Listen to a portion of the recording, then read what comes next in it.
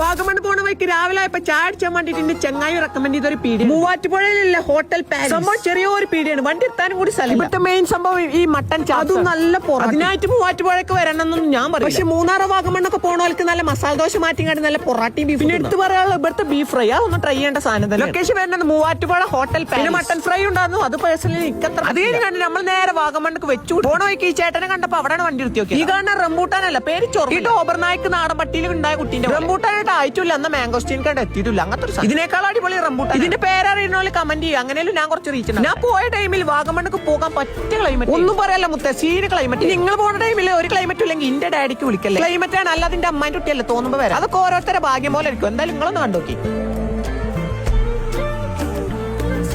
ഇനി കാണാൻ പോണ കണ്ടിട്ട് പേടിച്ചല്ലേ, രാവിലെ തന്നെ ബീഫിന്റെ എല്ല് ചങ്ക കൂടിയാണ്.